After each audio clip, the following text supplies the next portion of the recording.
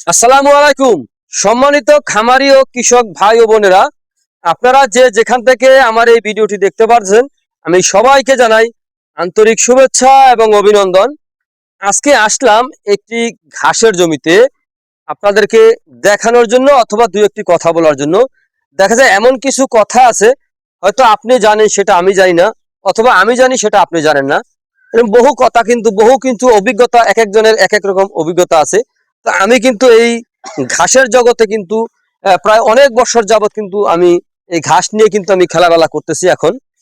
তো কোন ঘাসটা ভালো, কোন ঘাস কখন রোপণ করলে ভালো হবে, অথবা কোন ঘাসটা খাওয়াইলে আপনার গবাদি পশুর জন্য ভালো হবে, তো এই বিষয় নিয়ে আজকে কিছু কথা বলবো। যেমন দেখা যায় আমাদের বাংলাদেশে কিন্তু অনেক প্রকার ঘাস রয়েছে, তা বলে শেষ করা যাবে না।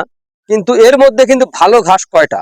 এর মধ্যে ভালো ঘাস রয়েছে আপনার, যেমন আপনার প্রথমত এখন বর্তমানে আছে আমেরিকান গুয়াতিমালা ঘাস, তারপরে রয়েছে আপনার জারা ওয়ান হাইব্রিড ঘাস, তারপরে রয়েছে ইন্দোনেশিয়ার স্মার্ট নেপিয়ার ঘাস।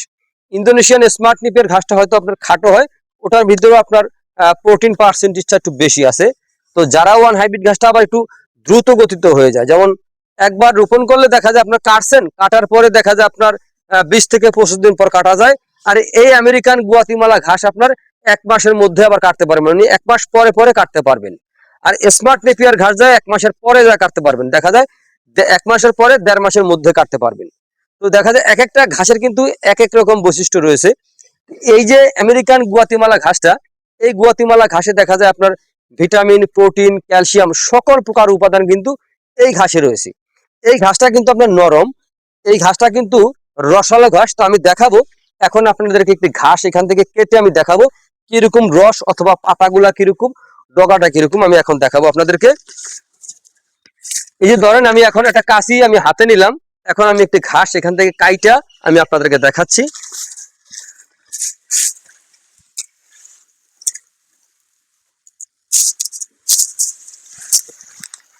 এই একটা ঘাস আমি কিন্তু কাটলাম, দেখেন এই ঘাসটা কিন্তু এখনো ছোট। এই একটা কিন্তু শাখা অলরেডি বের হয়ে গেছে, এই একটাও কিন্তু বের হয়ে গেছে। আর একটা পাতা যেমন এই একটা পাতা, এই পাতাটা এই গোড়া থেকে যদি আমি হাত দিয়ে মাপিয়ে দেখেন, এই পাতাটা যদি আমি হাত দিয়ে মাপি, 1 হাত, 2 হাত, 3 হাত, 3.5 হাত আছে এই পাতাটার, যেমন আমার সমান। এটা কিন্তু ছোট ঘাসের পাতা। যদি ঘাসটা বড় হতো, একটা পাতা প্রায় 4 হাত 4.5 হাত লম্বা হয়, এটা পাতা। এবার হিসাব করে দেখেন, আমি তো আর অগোচরে কিছু বলতেছি না, দেখেন কত বড় একটা পাতা। আর এই হচ্ছে সেই ঘাসের ডগা। আমি ডগাটা থেকে একটু কেটে এই কাটলাম আমি দেখাচ্ছি আপনাদেরকে। ডগা থেকে কাটলাম, কাইটে আমি দেখাচ্ছি, দেখেন একেবারে দেন পাতাগুলো কত বড়। এইটা 3.5 হাতের বেশি হবে।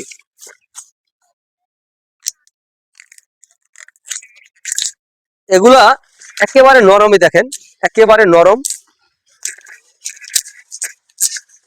এই যে এগুলা দেখেন, এগুলা কিন্তু আপনার একেবারে রসালো, রস একেবারে নরম। আমি হাত দিয়ে দেখেন, আমি হাত দিয়ে কিভাবে ভাঙি দেখেন। যদি শক্ত হতো তাহলে কিন্তু ভাঙা যেত না, দেখছেন কিভাবে ভাঙলাম, এত নরম। আর এই ঘাসটা কিন্তু চিবুনি দিলে, এভাবে চিবুনি দিলে রস বের হবে। আমার হাতটা কিন্তু অলরেডি ভিজে গেছে, দেখতে পাচ্ছেন আপনারা। এই ঘাসটা অনেকটাই ভালো জাতের ঘাস, উচ্চ ফলনশীল জাতের ঘাস। এই দেখেন এখানে কিন্তু আপনার এই যে অ্যালোভেরা জেলের মতো কিন্তু জেলও রয়েছে। এই যে দেখেন, এটাই হচ্ছে আপনার ক্যালসিয়াম।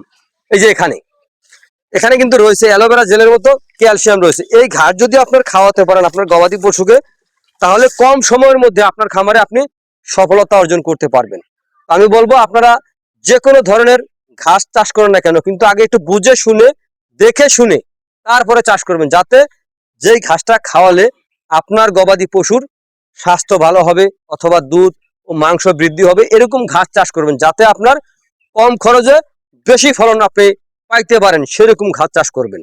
তো প্রিয় বন্ধুরা, আজ এখানে এই পর্যন্তই। সকলে ভালো থাকবেন, সুস্থ থাকবেন। আল্লাহ হাফেজ।